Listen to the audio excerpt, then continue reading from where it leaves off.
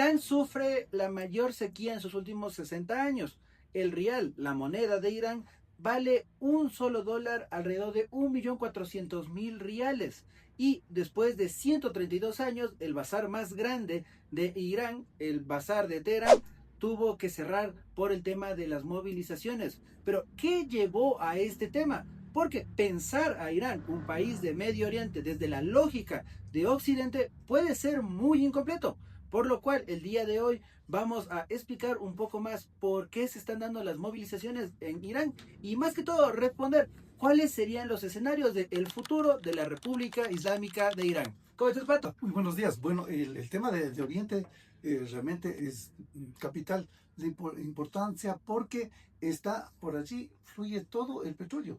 Recuerda tú que El estrecho de Hormuz. exacto, el estrecho de Hormuz, una extensión más o menos de unos 34 o 50 kilómetros, es la garganta por donde está circulando el 40% del petróleo a nivel mundial. Pero, ¿qué te parece si vamos viendo algunos datos? Tú señalabas el tema del rial, ¿no es cierto?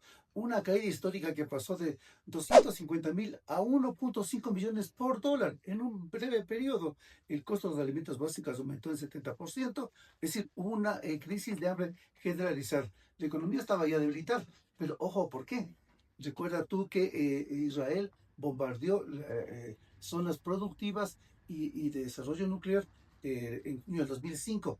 Y esto planteó un descontento en la población porque, claro, si el estómago está vacío, la mente empieza a despertarse. Vamos a explicar por qué se generan unas manifestaciones tan masivas, dejando claro el escenario de que nosotros tenemos una posición objetiva. Vamos a revisar todos los puntos que llevan a este escenario y no vemos que este escenario, lo repito lo que decimos en el inicio, como los buenos y los malos, sino no de esa manera infantil, sino directamente de una forma objetiva. ¿Cuáles son los datos que llevan a una hecatombe social y responder si los ayatolas, el régimen de los ayatolas, pueden caer? En la actualidad, como ya hemos puntualizado algunos datos, esta sequía generó la sequía más grande de la historia de Irán en los últimos 60 años, generó un desabastecimiento muy fuerte, ya que el 80% del agua de Irán está destinado para su agricultura. Los precios del alimento se complicaron muchísimo y el tema de la exportación fue muy golpeada por el primer elemento clave por fuera de Irán,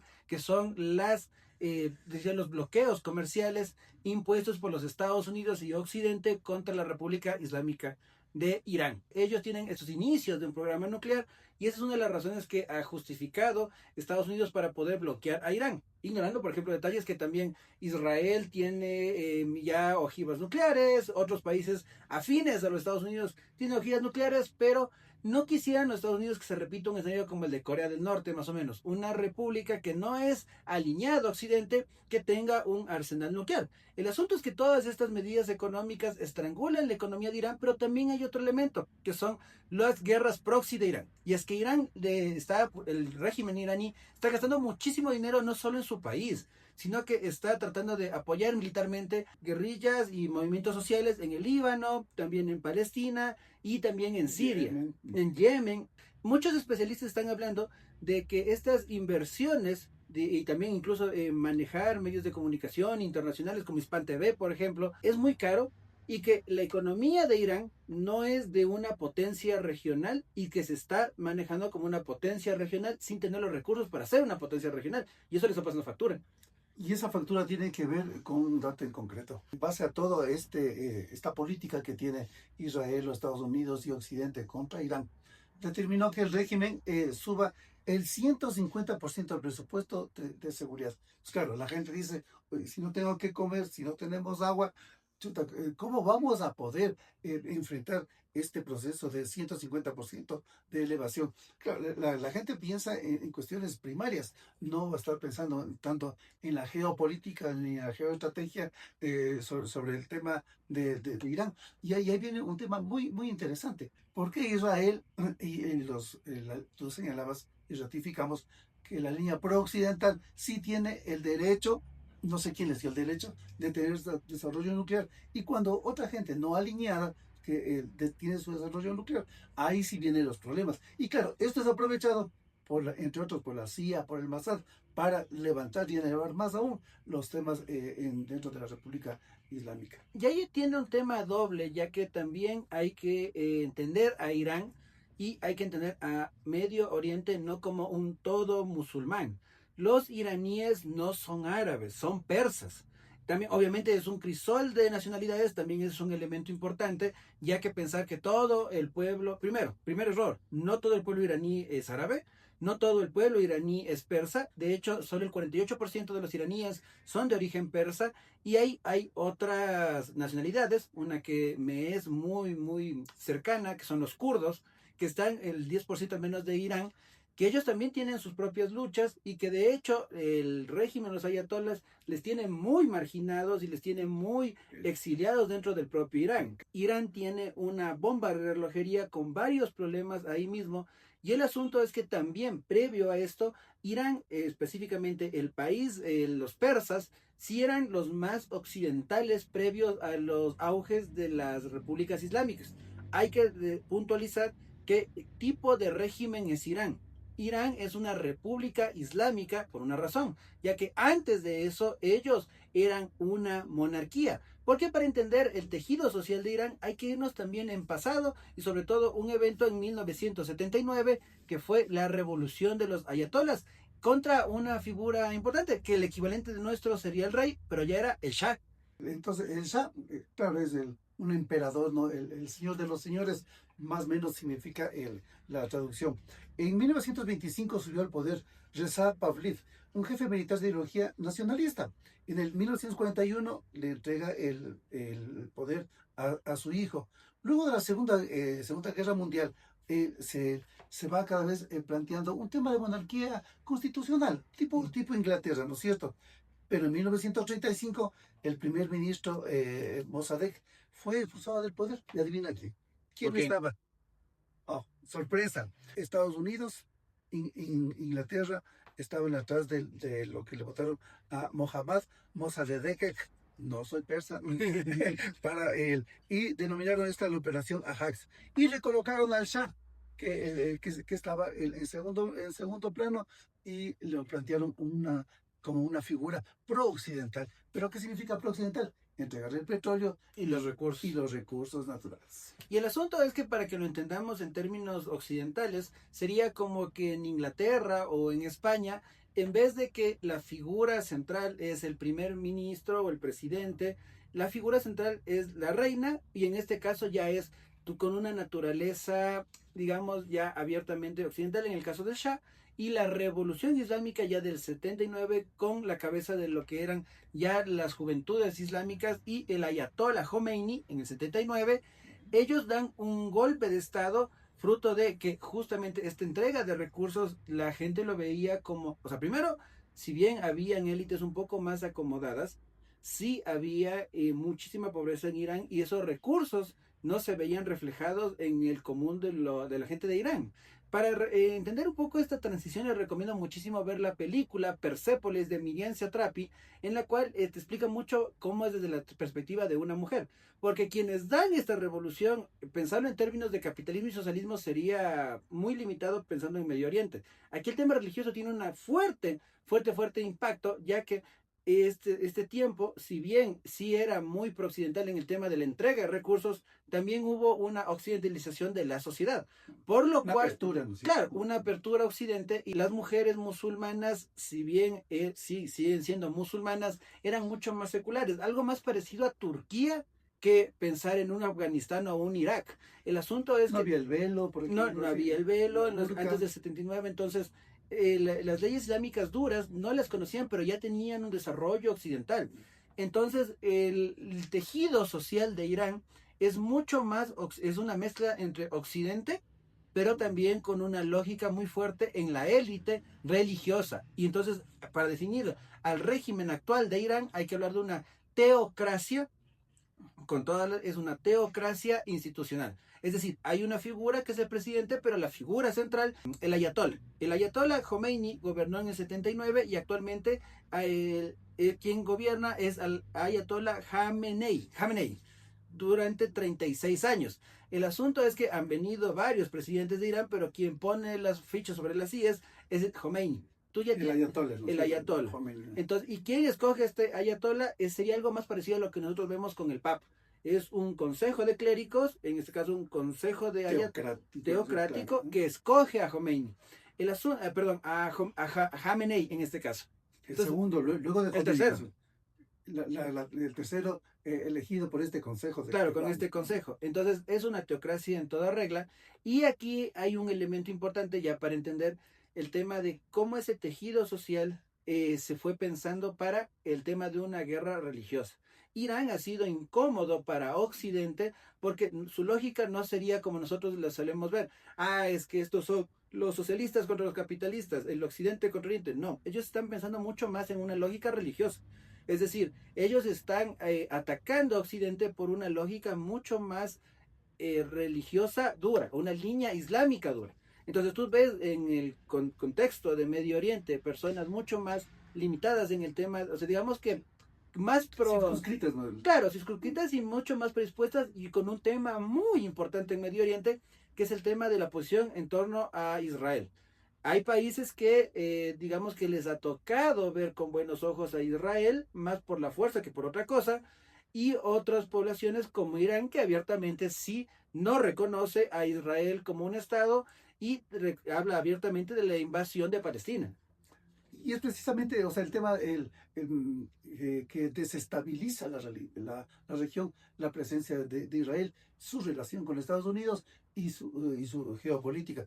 Pero tú señalabas una fecha, ¿no es cierto? En 1978 surge un descontento popular y hace que el Shah, que estaba en esa época, huya para Francia. En el 79, ahí la figura de Khomeini, que fue realmente histórica, como un regreso, un regreso del personaje, pero desde el punto de vista religioso, sí sería un atraso y regresar hacia este estado teocrático, ¿no? En la que las religiones del Islam, concebido como un Corán, como el Corán desde hace 2000 años, que rijan en esta época. Ese es el problema central. Pero en el 80 estalla la guerra entre Irán e Irak.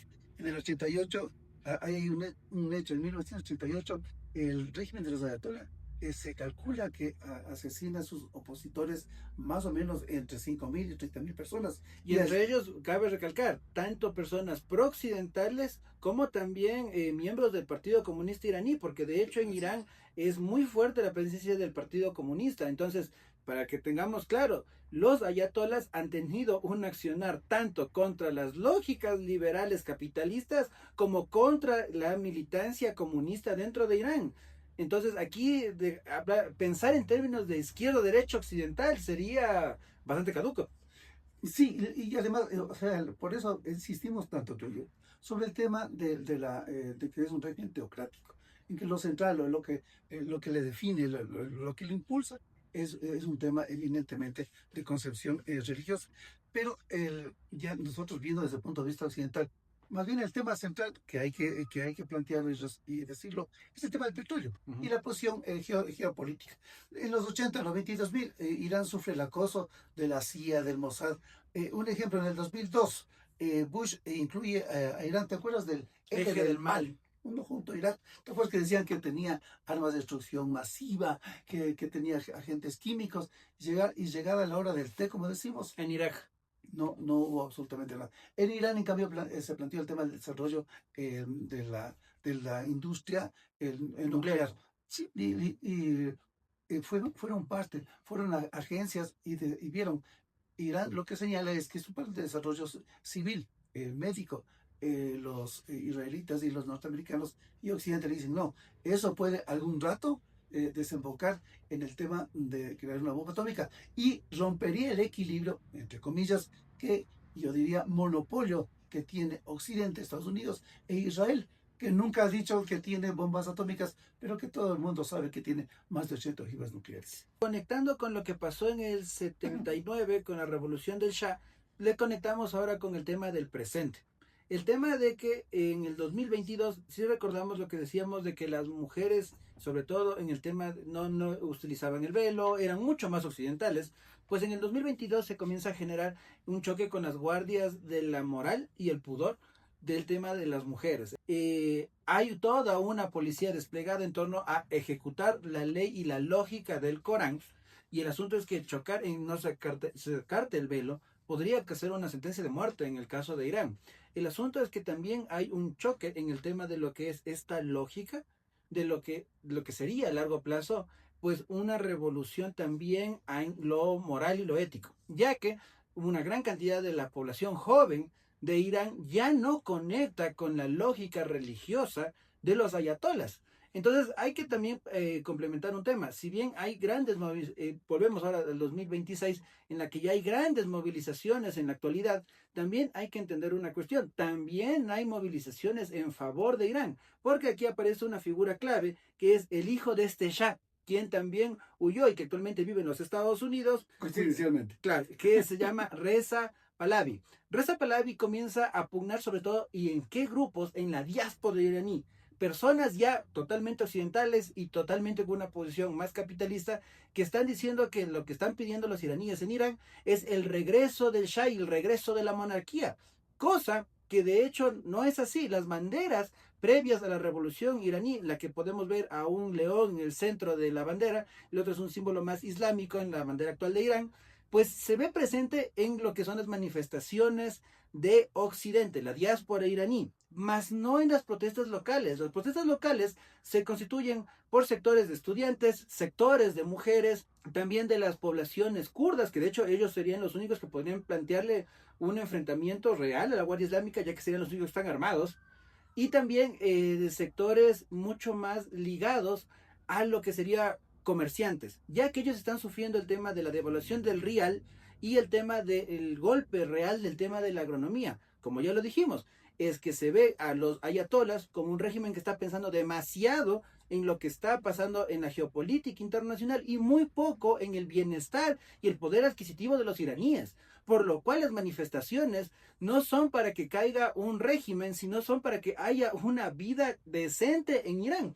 Y ahí viene el tema de cómo vemos el tema del futuro de Irán, porque hay varios escenarios. Uno en el tema de, se podría barajar en todo. Yo creo que sería un escenario, el tema del, ya estaba hablando Donald Trump, de una invasión abierta a Irán. Él estaba hablando, y ya de hecho el día de grabación de este video, le ha impuesto aranceles del 25% a los países que comercien con Irán, por lo cual busca estrangular mucho más a la economía iraní. Ahora ya el régimen de Donald Trump ya no se anda con chiquitas, digo yo, directamente ya lo dice. O sea, ya ellos ingieren directamente en Irán y supuestamente apoyan a los manifestantes, pero el asunto es que están tratando de desestabilizar a un enemigo en la región. Eso, dejándolo claro, no es que Donald Trump es el bueno y los ayatollahs son los malos. Como siempre les decimos aquí, aquí es una batalla de malos. Los malos hay que ejemplificarlo, ¿no es cierto? A ver, Donald Trump acaba, lo dijo que hace 48 horas, más o menos, que si le topan un pelo a los manifestantes, él va a intervenir en Irán. Pero yo pienso que el espejo debe darse la vuelta y decir, oiga, señor Trump, ¿y qué es lo que está haciendo usted? Acaba de asesinar ya a 2 personas, la gente de ICE. René Wood, Sí, que mataron en Minnesota. De la madre que dejó 3 niños. Y si no sé si tuviste el video, o sea, realmente es completamente claro. Ella está girando las llantas hacia la derecha, el agente está a la izquierda, y él lo que hace es disparar, desarrajarle 3 tiros en la cara, en el rostro a esta madre. Y esto ha levantado. Claro, hoy nosotros casi no lo vemos, de hecho, en la televisión ecuatoriana, pero sí en los videos internacionales, en Chicago, Los Ángeles, en Washington, en todos Estados Unidos, hay todo un levantamiento. Entonces, ahora, bueno, también guardando la distancia en el tema de las muertes, porque si en Estados Unidos hay una fuerte represión, ya hay asesinados, no tiene nada que ver, y estos son datos, a ver, ha habido datos muy, muy disímiles, desde 2.200 personas asesinadas en el contexto de manifestaciones, hasta los números más aterrizados y confirmados de Iran Right Watch, que da alrededor de entre 500 a 478 asesinados en el contexto de estas manifestaciones. En Estados Unidos, ¿no es cierto? No, en Irán. En Irán, versus los 30.000 que están diciendo ellos. pero claro, o sea, lo equidistante es el doble rasero de Trump, ¿no es cierto? O sea, ¿cómo se atreve a hablar de derechos humanos en Irán si a él, dentro de su país realmente es un fiasco y la gente está realmente levantada? Pero lo que tú señalabas me parece un hecho, no sé si lo dejamos más adelante, el tema de la moral. O sea, y el concepto de el rol que juega la mujer dentro de esta visión teocrática de los ayatollah. Y el tema es que el primer escenario de una invasión de los Estados Unidos se ve como poco probable por el alto costo económico sobre lo que serían las finanzas americanas, el tema de una invasión total sobre Irán. Si ya se han pensado muchísimo una invasión sobre Venezuela, que sería en teoría mucho más sencilla, en Irán es mucho más complicada por el arsenal que maneja Irán. El asunto es que esa posibilidad se ve baja, ya que también las manifestaciones, no fruto de que haya ya acuerdos, ya que ese es también el tema de cómo manejar los ayatolas es terrible, el pueblo exige el tema de alimentos y ellos responden con fuego. El asunto es que ese mismo fuego ya está causando miedo. También desde el 8 de enero están bloqueados en Internet. Es muy difícil el tema de la organización en Irán, por lo cual ya estamos hablando de un régimen autoritario, incluso se podría decir de una dictadura teocrática. Entonces el escenario es muy grave y ese miedo y ese terror ha logrado su impacto, que es amainar las manifestaciones, pero, y ahí creo que viene el segundo escenario, que es el tema de ya comenzar a dialogar ciertas cosas con las manifestaciones, ceder en temas de alimentos, ceder en el tema de los productos y sobre todo, y ahí viene el tema de que si bien Donald Trump habla del tema beligerante en un discurso, también ya ha mandado, claro, ya ha mandado a equipos de Marco Rubio a comenzar las negociaciones con los ayatolas. Ya hay negociaciones previas para bajar el tono de las manifestaciones y sobre todo la represión. Esto no ha sido fruto, y de hecho si es que hay unas mejoras en el tema de la vivienda, de la salud, en Irán no ha sido fruto de la intervención de los Estados Unidos, sino fruto de la protesta y la lucha de la gente en Irán. Ellos han puesto el cuerpo a las balas y han sido los que han dado esta diferencia. Entonces sería un escenario medio que yo le veo como el más probable, que sea también una solución negociada con sectores de los manifestantes. Y un tercer escenario que yo le veo ya muy poco probable, que es el tema de cómo quiso Irán, y perdón, cómo quiso Israel y Estados Unidos, que fue el regreso del hijo del Shah para que se vuelva a constituir una figura decorativa. Claro, pero en este caso el Reza Pahlavi ha planteado e impulsado muchísimo este tema de esta diatriba. Entonces el escenario sería claro. El régimen de los ayatollahs no luce como que podría caer en fruto de estas manifestaciones, ya que las mismas... Que vaya a ceder, no va a ceder. Más que todo por el tema de que no hay un ejército, no hay un ejército insurreccional que pueda enfrentarse al ejército de la República Islámica. Recordemos que aquí el ejército iraní, si bien tiene una fuerza, quien tiene los mayores recursos y logística dentro de Irán es el ejército religioso, él es el ejército directo de los ayatolas. Entonces es muy complicado que las personas con una organización muy básica y con un fervor popular se puedan enfrentar a un ejército.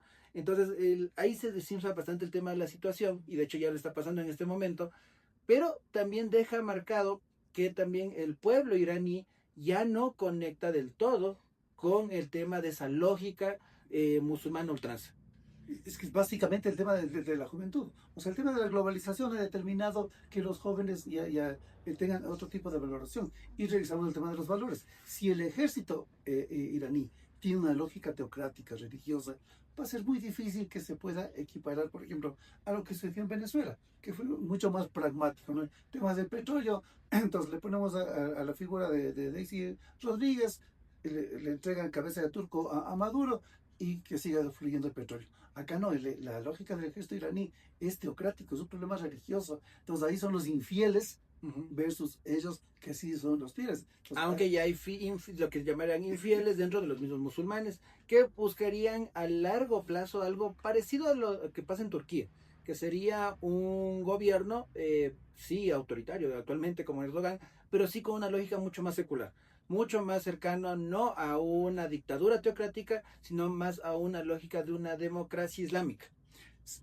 Pero lo central es el tema, ahí sí ya viene la lógica económica, ahí sí es una visión eminentemente capitalista, porque hay que entender también la realidad. 92 millones de personas, 1.648 millones de kilómetros cuadrados, es un vasto el territorio, realmente en la que tiene más o menos el PIB está en 430, 450 mil millones de dólares nominales para el año anterior.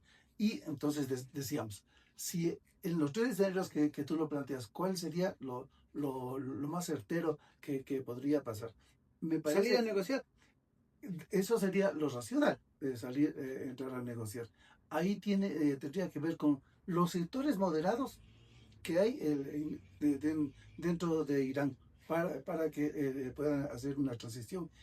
Pero los ayatollah de sí ante sí, ellos no van a, no van a ceder, porque recuerda que quienes también van a presionar allí son estos pequeños grupos Étnicos. militares y militares. Pues, étnicos, militares a los cuales apoya Irán. Inclusive allí en este circuito estaba o está la propia Venezuela. Venezuela, Líbano, Palestina, Siria. Yo creo que lo que va a pasar es que Estados Unidos e Israel va a pedir su condición de potencia regional sobre Irán. Irán pasará a ser un control dentro de Irán, le dejarán Irán a los ayatolas, pero va a desactivarse estas guerras próximas, o sea, por lo menos el financiamiento iraní se va a desactivar.